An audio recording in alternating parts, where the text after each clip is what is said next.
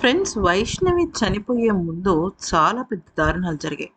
అయితే వైష్ణవి చనిపోవటం అనేది పూర్తిగా ఇక్కడ ఈ హరిబాబు వల్ల, వాళ్ళ కుటుంబ సభ్యుల మధ్య వల్ల జరిగింది. అది మనకు తెలిసిన విషయమే కదా! అయితే చనిపోయే ముందు కూడా ఈ హరిబాబు ఎంత ప్రీ ప్లాన్డ్‌గా చేశాడు. అసలు హుటాహుటిన ఆస్పత్రికి వెళ్ళాడు. ప్రభుత్వ ఆస్పత్రికి. అలా ఎందుకు వెళ్ళాడు అనే విషయాన్ని కూడా అసలిప్పుడు పోలీసులు విచారణ ద్వారా వెలికి తీస్తున్నాడు.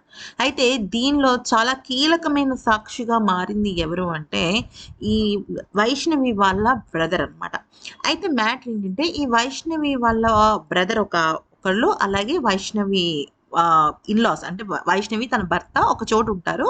వాళ్ళకి కొంచెం దూరంలో వీళ్ళ అన్నయ్య వాళ్ళు ఉంటారనమాట. అంటే ఒక అన్నయ్య, వదిన అక్కడుంటారు.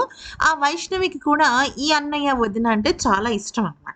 అయితే ఏమైంది, కరెక్ట్‌గా కొన్ని గంటల ముందు అంటే ఇలాగ చనిపోయే ఒక మధ్యాహ్నం 2 గంటల ఆ సమయంలో అతను చెప్పిన లెక్క ప్రకారం ఈ వ్యక్తి ఏం చేశాడంటే ఆస్పత్రికి వెళ్ళాడు. ఇది ఎవరి కళ్ళ ముందు జరిగింది? ఈ ఈ ఈ వైష్ణవి వాళ్ళ వదిన ఉన్నారు కదా! వైష్ణవి వాళ్ళ వదిన బయట ఉన్నప్పుడు ఆమె కళ్ళ ముందు నుంచే వేసుకొని వెళ్ళాడనమాట. అయితే తను ఆస్పత్రికి వెళ్ళినట్టే ఎలా తెలిసింది అనేది కంటే వీళ్ళకి తెలిసిన వాళ్ళు అంటే అప్పటికే వైష్ణవి చనిపోయింది. వైష్ణవి చనిపోయింది. వీళ్ళందరూ ఏంటంటే, అయ్యో! వైష్ణవి ఎలా చనిపోయింది? నిజంగా చంపేసారా? లేకపోతే వేరే ఇంకేదైనా కుట్ర జరిగిందా? ఇప్పుడు మన ఇంట్లో ఎవరైనా చనిపోయారు అంటే మైండ్ అంతా కూడా స్తబ్దుగా అయిపోతుంది. మనం ఏం చేయలేం దాన్ని.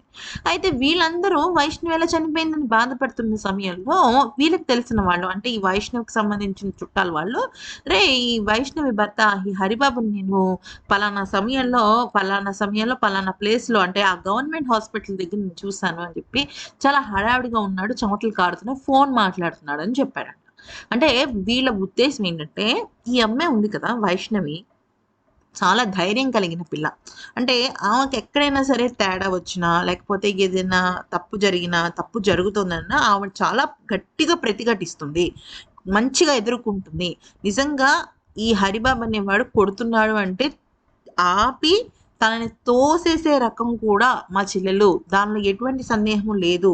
మేము ఆమెను చాలా ధైర్యంగా ఒక మగ పిల్లోడిలాగా మేము చూస్తూ ఉంటాము అని చెప్పి వాళ్ళు చెప్పడం అయితే జరుగుతుంది.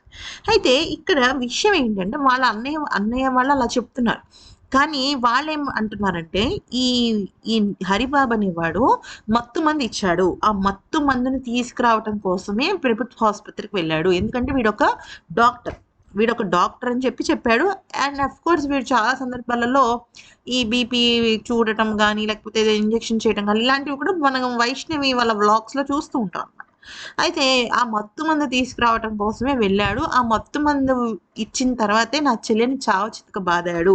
తను లేవకుండా చంపేశాడు అని చెప్పేసి చెప్పడం అయితే జరుగుతుంది. అయితే నిజానికి ఆ హాస్పిటల్‌కి ఎందుకు వెళ్ళాడు? ఏంటి? అనే విషయం గురించి అక్కడ డాక్టర్‌లయితే ఏమీ చెప్పలేదంట.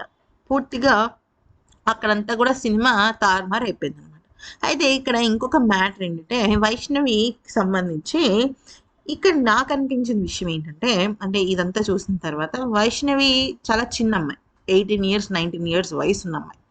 అప్పటికే ఆ అమ్మాయికి పెళ్లయిపోయింది. బాధ్యతలు పట్టాయి. కడుపులో ఒక బిడ్డ పెరుగుతున్నారు. ఈ రోజుల్లో 28 ఇయర్స్, 30 ఇయర్స్ వచ్చినా గూడా ఒక చిన్న పిల్లలాగానే ట్రీట్ చేస్తూ ఉంటారు.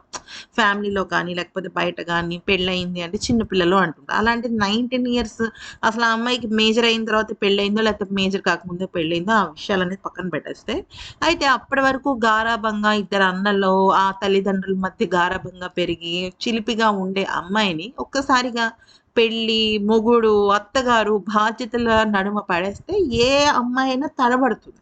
మేబీ ఆ సమయంలో 4 నెలల గర్భాన్ని మనసులో ఉంచుకుని అంటే ఇప్పుడు 4 మంత్ ప్రెగ్నెన్సీ అంటే అది వేరే రకంగా ఉంటుంది కదా! అయితే అందుకనే మేబీ ఆమె రివర్స్ అవ్వలేకపోయిందేమో! లేదంటే ఆ సమయంలోనే తను కొట్టునుండొచ్చేమో అవ్వచ్చు. ఎందుకంటే ఒక బలంగా ఉన్నవాడు మగవాడి ముందు కొంచెం ఆడది కొంచెం వీక్‌గానే ఉంటుంది. మగవాళ్ళ బలం వేరంటూ ఉంటారు కదా! మన పెద్దవాళ్ళు కూడా. సో, ఖచ్చితంగా అయితే ప్రభుత్వ ఆస్పత్రికి వెళ్ళి ఆ మందు సీసా అంటే మత్తు మందు సీసా తీసుకున్నాడని చెప్పి వాళ్ళ అన్నయ్య అయితే ఖరాఖండిగా చెప్తున్నాడండి. మరి ఈ వీడియో నచ్చితే లైక్ చేసి సబ్స్క్రైబ్ చేయండి.